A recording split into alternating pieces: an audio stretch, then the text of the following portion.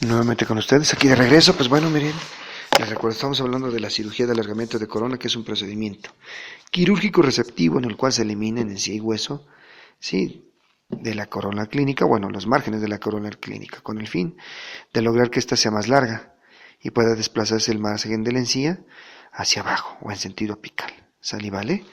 Muy bien. Pues ya retomando eso, les voy a platicar. Sí, primero que nada, pues obviamente yo anestesio a mis pacientes. Normalmente lo hago con un cartucho de anestesia de lidocaína al 2% con epinefrina, 1 a las 100.000. Bueno, esos son datos técnicos, pero pues es importante que se los comente. De ahí pues hacemos una pequeña incisión, ¿sí? Que se realiza en bisel interno. ¿Qué significa el bisel interno? Es la manera en la cual se inclina la hoja de bisturí, el bisturí, pues el mango del bisturí con su hoja, ¿verdad? Se efectúa esa incisión con bisel interno por la zona de enfrente del diente y la zona del lado del diente. Digo, del frente del diente o la parte trasera del diente, que lo conocemos como parte vestibular o lingual. Esa incisión, ¿verdad? Intracrevicular, que también así se le conoce, ¿sí? Obviamente se retira el collar gingival, o sea, supongamos, yo agarro y hago un bisel interno, pues hago un corte de aproximadamente más o menos unos 3-4 límites de encía, entonces hago ese corte y lo separo, lo quito, lo desecho. No me sirve, ¿verdad? Lo que me va a servir es la parte que yo deje, ¿sí? Entonces, ¿cómo se llama? Respeto muevo inclusive la papila interdental, que es la encía que se encuentra entre diente y diente. Elevo un colgajo por el buco perióstico, la zona vestibular, perdón, y en la zona lingual. Eso fue en un paciente. En otro paciente, simplemente, en el paciente que hice el colajo en la zona vestibular y lingual, pues era un paciente que iba a ser sometido o va a ser sometido a un tratamiento de endodoncia. Y el otro solo fue en la zona vestibular. ¿Sí? Entonces, ¿cómo se llama? Realizo esa incisión intraclavicular con un colgajo posicionado hacia la parte apical, o sea, lo reprimo, ¿verdad? Es lo que hago. ¿Sí? Se prepara el diente, ¿sí? Se hace la preparación del diente, todo esto obviamente con un campo quirúrgico estéril, ¿verdad? Un campo quirúrgico que tiene una medida de 70 por 50 centímetros. El paciente está completamente acostado, sujeto a la unidad dental, ¿sí? En ningún momento, sí se puede mover, pero en ningún momento se puede incorporar. Obviamente tiene un eyector quirúrgico en la boca, ¿verdad? Para succionar todos los líquidos salivales y sangre y todo lo que se pudiera, líquidos que pudieran interferir en el trabajo. Se tiene que realizar no con la succión normal, sino con un eyector quirúrgico, ya que los eyectores quirúrgicos nos proporcionan una mayor succión de los fluidos y restos de tejido o de órgano dentario remanente que pudiera darse mediante este procedimiento. ¿Sí? Entonces preparo el órgano dentario, ¿sí? ¿Cómo se llama? Preparo el órgano dentario, perdón, ¿sí? Comúnmente con terminación en chaflán, ¿sí? Dejando un remanente mínimo como que será pues, 1 millón como de 5 milímetros, ¿no? Hago eliminación de hueso alrededor del diente, perdón, dejando la cresta ósea de 3 a 4.5 milímetros del margen de la preparación dental. ¿Por qué razón? Pues porque obviamente como estaba casi a 1 milímetro el diente de la cresta ósea de la punta del hueso, pues obviamente no me iba a permitir ahí sellar una corona. Entonces lo que hago es que hago un desgaste de aproximadamente de 3 a 5 milímetros de hueso en el margen del diente para aumentar esa altura desgasto para aumentar la dimensión de la corona, pero aún así disminuyo, ¿sí? La dimensión de la punta del hueso, o la cresta alveolar, como se le conoce, ¿verdad? Por eso les decía hace rato las consideraciones importantes, porque en una raíz enana, en una raíz pequeña, pues a veces no podemos hacer ese tipo de opción de tratamiento, ¿verdad? Finalizo mi cirugía, ¿sí?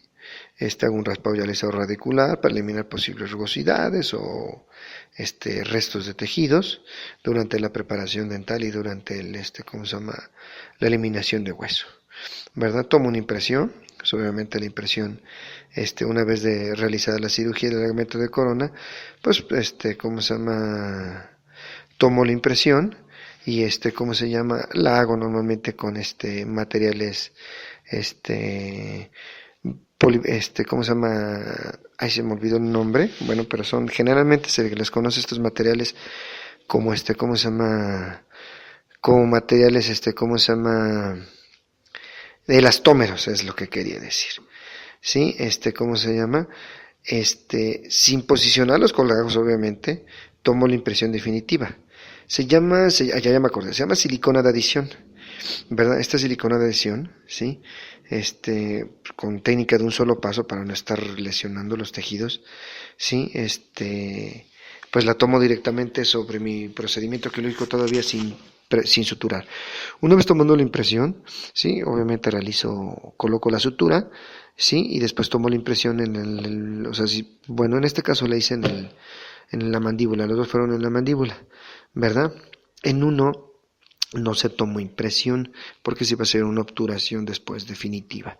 El otro, pues sí, como era un tratamiento que se le iba a hacer endodoncia y después se nos ha requerido una corona, pues obviamente yo le dije al paciente que ¿cómo se llama? Tenemos que tomar una impresión para de una vez empezar a realizar su corona, ¿verdad? Mandarla al laboratorio.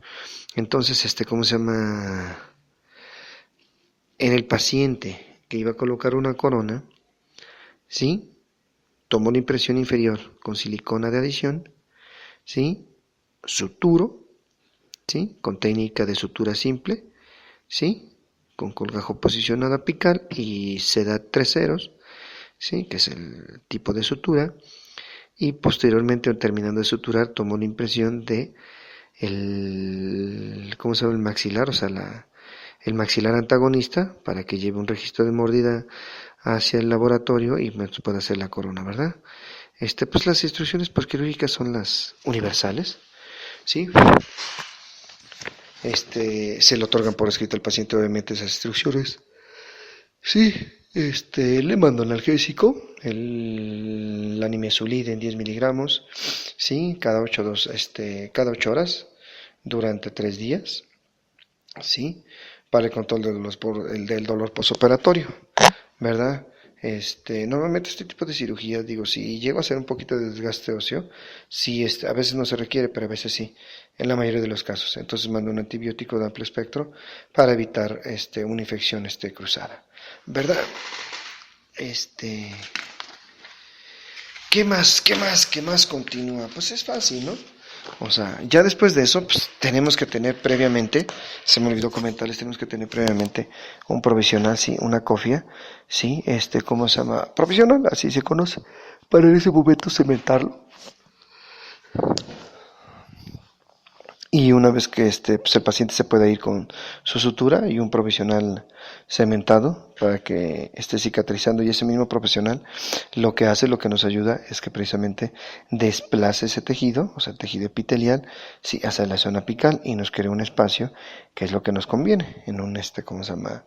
Alargamiento de corona. Bueno, se le da cita al paciente a los 8 días, ¿sí? Para su primer control clínico y radiográfico, ¿verdad? Se tiene que tomar una radiografía antes, Digo, también no se los comenté, pues tiene que tomar una radiografía antes, se toma una radiografía después, sí, se retiran las suturas a los 8 días, se interroga al paciente respecto al grado de dolor y aparición de sangrado o no, en la encía, también se realiza una prueba, ¿cómo se llama?, de la estructura metálica de la corona, ¿verdad? Eso lo voy a hacer dentro de 8 días. El segundo control clínico y radiográfico se lleva en 2 semanas después de la cirugía, cuando ya se tiene que pegar la corona, de preferencia de porcelana, ¿sí? ¿Cómo se llama? Y hay que hacer un tercer control radiográfico, ¿sí? Ese se hace a las 4 semanas, o sea, una semana después de haber colocado la corona, ¿sí? Entonces, bueno, después del corte, continúo con criterios de éxito y mis resultados. Regresamos.